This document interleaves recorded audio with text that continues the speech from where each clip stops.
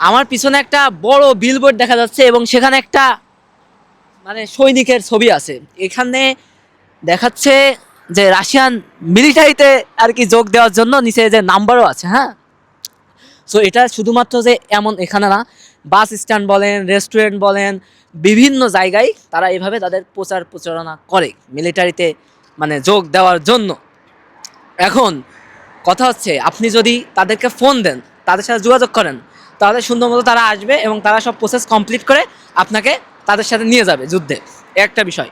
আরেকটা বিষয় হচ্ছে, বাংলাদেশের যেসব নিউজ বা টিভি চ্যানেল, এরা কি আসলে গাঁজা খায় নাকি আমি ঠিক বুঝি না।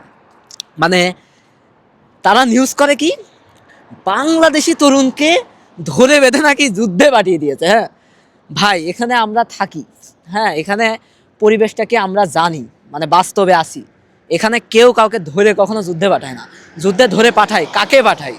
যারা রাশিয়ান নাগরিক তাদেরকে পাঠায়, কিন্তু আমাদেরকে ধরে যুদ্ধে পাঠানোর কোনো অধিকার বা রাইটস বা কিছুই নেই, এগুলো পাঠায় না।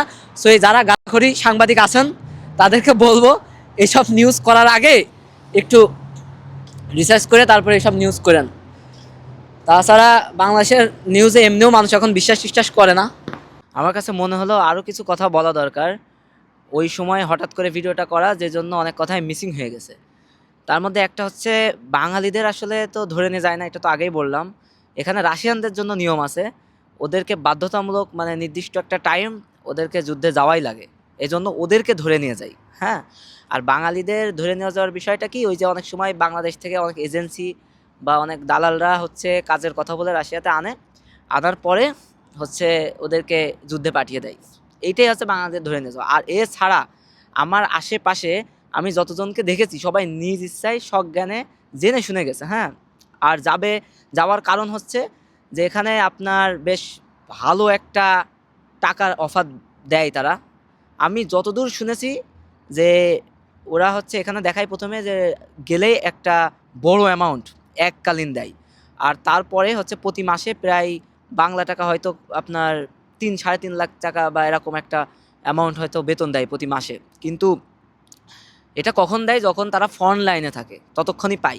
যখন কেউ আহত হয় বা যখন সে ফ্রন্ট লাইন থেকে সরে আসে, ঠিক আছে, মানে যুদ্ধে থেকে কাজ করতে পারে না, তখন কিন্তু তারা এইভাবে দেয় না। তখন দেখা যাচ্ছে একেবারেই নামমাত্র একটা স্যালারি দেয়।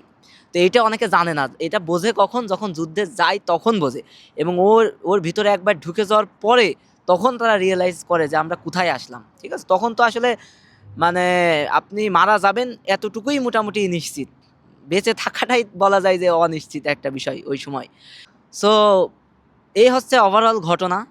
এখন মানুষজন বা এই যে বিভিন্ন নিউজ মিডিয়া, তারাই উল্টাপাল্টা নিউজ করে মানুষকে বিভ্রান্ত করে ফেলে। আর আমাদের কথা বলার কারণ আমরা এখানে আসি, এজন্য মনে হলো বিষয়টা মানুষকে ক্লিয়ার করা উচিত। হ্যাঁ, এখানে আবারও বলছি, ধরে বেঁধে কেউ কাউকে যুদ্ধে নিয়ে যায় না।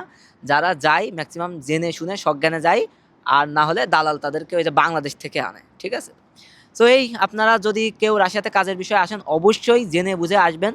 আর এই দালাল টালাল বা যারা আছে এদের থেকে একটু সাবধানে থাকবেন। এই তো। সো যারা গেছে ম্যাক্সিমামই মারা গেছে, হাতে গোনা কয়েকজন বেঁচে যায়। আর তাও যারা বেঁচে যায় তাদের হাত পা অথবা অনেক কিছু কাটা লাগে। সো আমি আমার পার্সোনাল অভিজ্ঞতার থেকে যেটা বলবো সেটা হচ্ছে, আমার খুব কাছের একজন রাশিয়াতে আসার পরে আমরা একসাথে ঘুরতাম, একসাথেই খাওয়া দাওয়া করতাম, এরকম আর কি একজন। সো সে রাশিয়ান আর্মিতে যোগ দিছিল, আমরা জানতাম না কেউ। সো আলহামদুলিল্লাহ সে এখনও বেঁচে আছে, কিন্তু অনেক কিছু ঘটে গেছে এর মাঝে। সো আল্লাহ যদি কোনোদিন সুযোগ দেয়, তার সাথে সরাসরি যুদ্ধ নিয়ে আমার একটা ভিডিও বানানোর ইচ্ছা আছে। সো সেই ভিডিও দেখার আমন্ত্রণ জানিয়ে আজকের মতো মস্কো থেকে এই রাত 2টার সময় আপনাদের কাছ থেকে বিদায় নিলাম। Good bye.